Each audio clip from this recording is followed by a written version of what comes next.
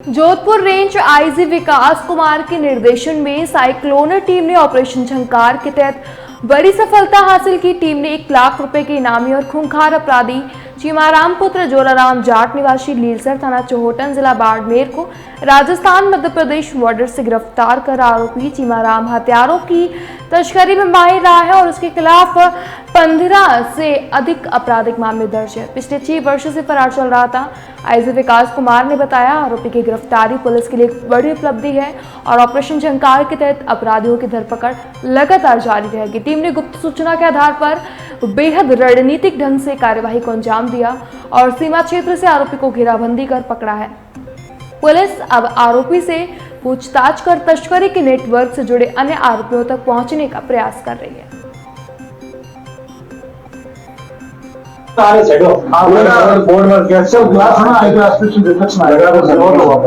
थोड़ा हमारा रिसेप्शन तो आना ही चाहिए हम लोग।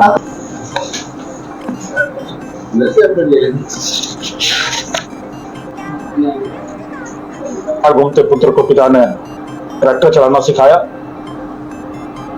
और पुत्र के अरमान कुछ और ही थे। ट्रैक्टर से खेत कम जोतता, कलाकारी और कर्तव्य ज्यादा दिखाता। ट्रैक्टर छुड़ाकर पिता ने पानी का टैंकर चलाने में लगाया बाड़मेर। तो बाड़मेर की सड़कों पर भी टैंकर उसी खतरनाक अंदाज में कर्तव्यबाजी के साथ चलाता रहा।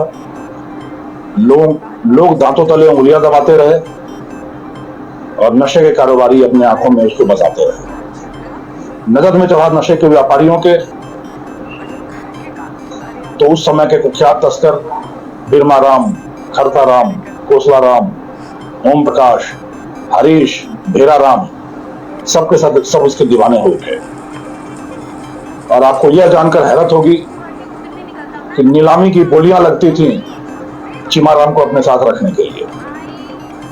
एक ट्रिप के 20,000 रुपए से लेकर 1 लाख रुपए तक इसको दिए जाते थे, क्योंकि अपनी खतरनाक और कुशल ड्राइविंग से कभी भी पुलिस के हत्थे नहीं चढ़ता था।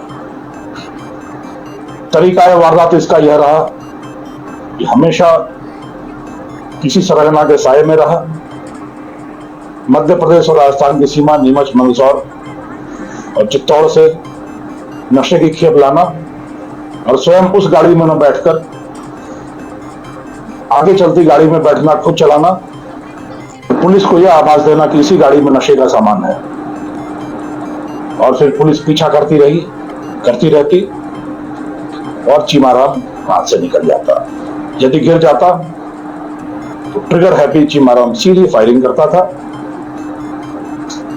और बच निकलने में कामयाब हुआ। करीब आधा दर्जन बार इसी तरीके से बच निकलने में कामयाब हुआ और इसी ड्राइविंग के बलबूते पर नशे का इसने बड़ा साम्राज्य, बड़ा कारोबार स्थापित किया। पिछले 1 वर्षों से जब से इसको भी यह खबर लगी कि साइक्लोनर टीम इसके पीछे हाथ धोकर पड़ी है, तो यह जान बचाने की जुगत में लग गया और इसने घर छोड़कर सड़कों पर अपनी जिंदगी बसा ली। ड्राइविंग का शौकीन तो था ही, ट्रकों पर सवारी करके पूरा 1 वर्ष इसने ट्रकों पर काटा। ट्रकों में बैठकर दक्षिण भारत तक जाता, वहां से लौटते हुए नीमच मंदसौर के इलाके में थोड़ी देर के लिए रुकता, अपनी नशे की खेप लेता, छलावे की तरह यहां आता और बुलावे की तरह गायब हो जाता। यह सिलसिला लगातार चलता रहा।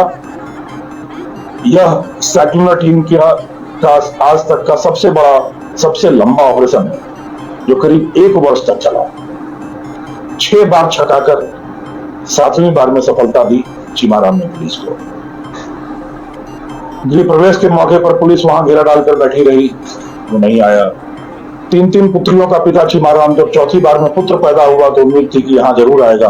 तो सांचौर के अस्पताल से लेकर घर तक पुलिस ने छद्म जाल बिछा रखा, पर वहां भी नहीं पहुंचा।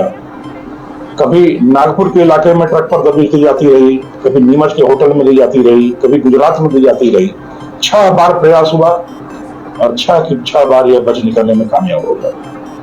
पकड़ने के लिए जब पटकथा बुनी गई तो कि यह सीधा तो पुलिस की पकड़ में आना संभव नहीं लगता, तो दूसरे छोर से कोशिशें शुरू हुई। नीमच मंदसौर क्षेत्र के काफी कुख्यात आपूर्तिकर्ता, सप्लायर, जो कि बहुत बड़ा इनामी बदमाश है, उससे सूत्र जुड़े थे चीमाराम के, और उससे संपर्क करके ही पल भर में खेप लिया करता और लेकर चला आया करता था। पर जिस तरीके से ना मोबाइल ना ही कोई फोन रखता था चीमाराम, उसी तरीके से इसका सप्लाई आपूर्तिकर्ता भी नहीं रखता था। पर गुर्गे के माध्यम से हमेशा संपर्क होता था। उस गुर्गे को अपने जाल में फंसाया